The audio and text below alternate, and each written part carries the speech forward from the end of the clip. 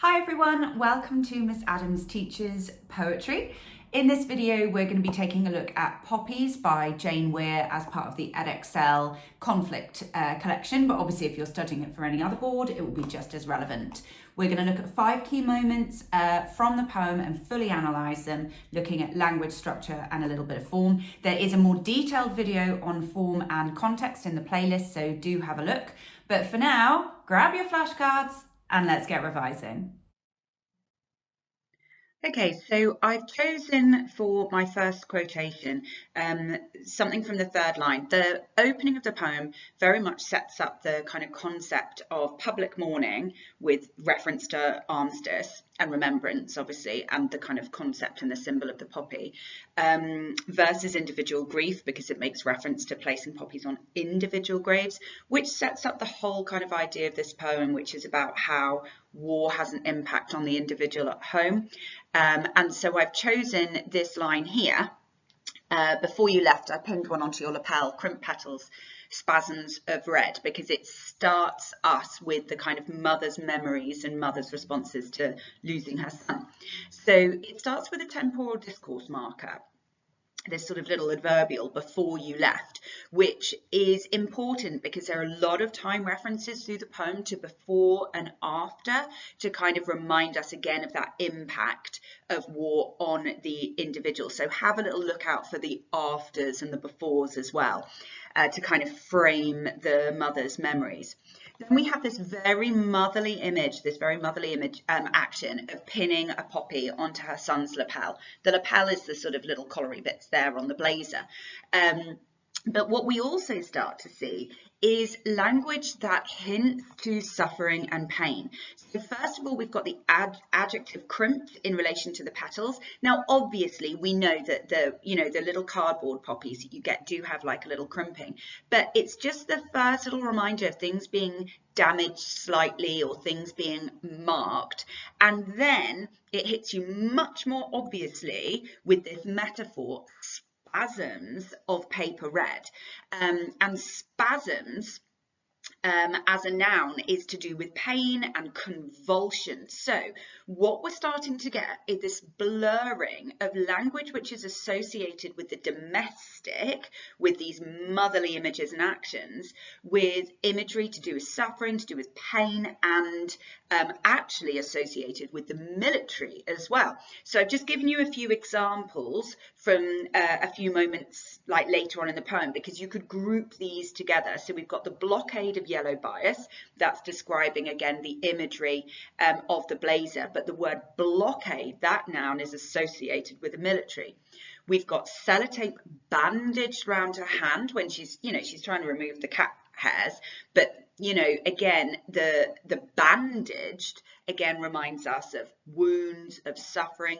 And then in this very, very kind of nostalgic image of, doing Eskimo kisses with her son, she says, I want to graze my nose. And again, the verb graze is associated with, bruised skin, damaged skin. It's another word that suggests pain in some way. So look out for that all the way through the poem, this blurring of the domestic and the military, motherly images and language that connotes pain and suffering to demonstrate the impact of war on home life. Another response we have from the mother. Now, what I've done is I've put teeny quotes, 5 key quotations, my bottom. I've got way more.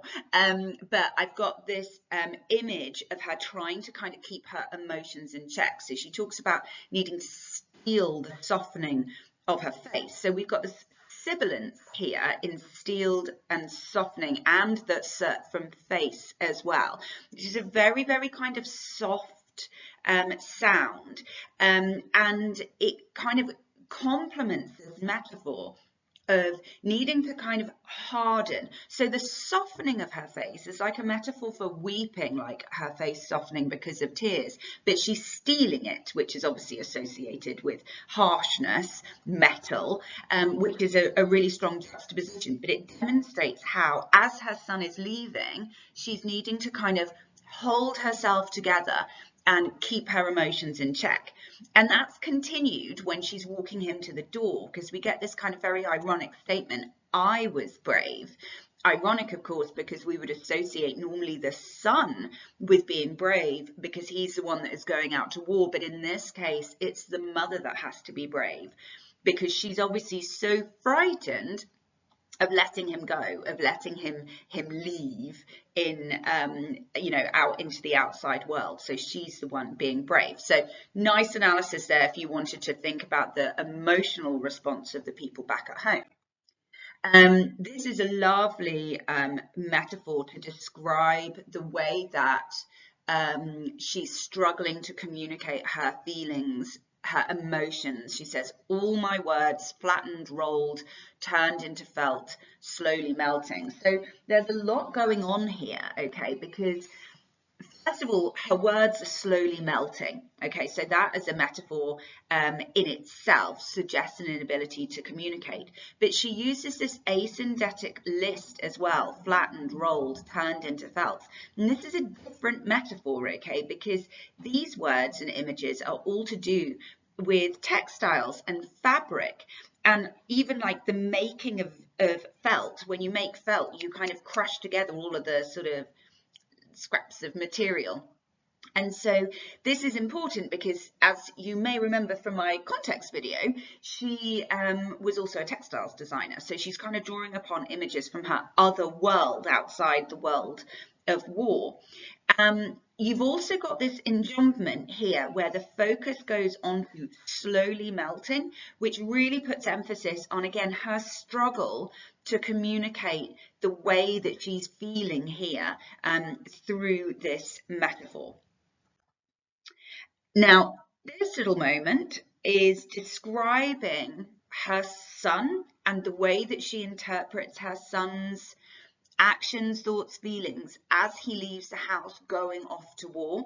She describes how when she throws open the door, the world is overflowing like a treasure chest.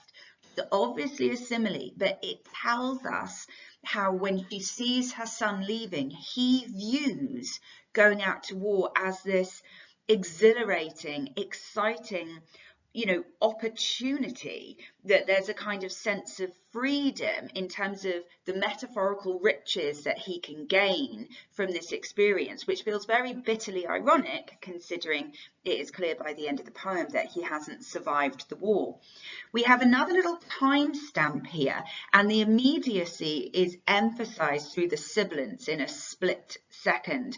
So it demonstrates how speedily, how in an instant it felt like her son went from being, her boy at home to being away.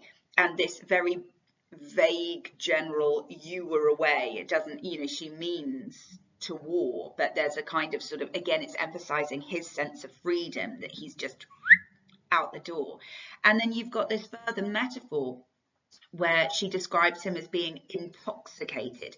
Now, she doesn't mean, I know intoxicated means drunk, but what it's really getting at is the sort of euphoria that he feels in going out and serving his country. It demonstrates a sort of perhaps a patriotism as well. But in her mind, as she's saying goodbye to her son and struggling with all these emotions, he's on top of the world. He's excited for what life is about to give him. Again, bitter irony. Okay, now this last quotation, which is essentially the last 4 lines of the whole poem, I kind of wanted to whack as much of this in as I could because the ending is very, very complex. And actually that complexity begins a handful of lines above, where she talks about going into his bedroom and releasing a songbird from its cage. This metaphor, huge symbolism of perhaps this idea of setting him free, or perhaps setting her emotions free. And then after that, she then follows a dove, which is of course a symbol of peace, which might suggest that in this aftermath, now that she's lost her son, maybe she is searching for a sense of kind of peace, of closure. And the dove takes her to the war memorial at the graveyard. And this is where I've then taken this quote from, where she says she leaned against it, as in the war memorial, like a wishbone. Now, this simile is really important because obviously she's describing the way that she's leaning against the wall, you know, almost forming like that wishbone position image. But obviously we know what a wishbone is. You know, you snap the bone at the end of a roast and whoever gets the biggest part, their wish comes true. So it suggests to us that she is looking for something, that she's searching for something, that she too has a wish. And what is that wish? You could argue the wish that she is hoping for is to kind of get a sense of freedom and peace. But she then says that the dove pulled freely against the sky, an ornamental stitch. Now, if the dove is a symbol for peace and closure, then it means that it's almost too far away. And the metaphor of an ornamental stitch, again, notice another metaphor that is to do with textiles. But I don't have one on my clothes, but an ornamental stitch is when you've got like a little decorative bit of stitching. It doesn't have a purpose, it's just there to sort of look pretty. So if we use that, think about that as a metaphor, that would be suggesting that peace and closure is not something that she can grasp. It's not something that it's attainable. It's something sort of that looks nice, that's in the distance. Another interpretation is that the dove is a sort of symbol for him, in which case this would be almost like the idea that his memories, or he as a figure, has pulled away from her and is too far away and she can't get to him. You can use either of those interpretations. And then the last line works regardless, because she says, I listened, hoping to hear your playground voice catching on the wind, lovely little metaphor. And it comes back to this idea of nostalgia and all of the memories of him before. And that would suggest that what she's really wishing for is to turn back time, is to go back to a place where her son was a little boy and hadn't left for war. It's a deeply depressing poem, but it's also very, very beautiful in describing this grief that a mother goes through when her child has gone to war. Like I said before, rather than the poems in the conflict collection that are about the plight and the suffering of the soldiers, this is focusing on the plight and the suffering of those left behind.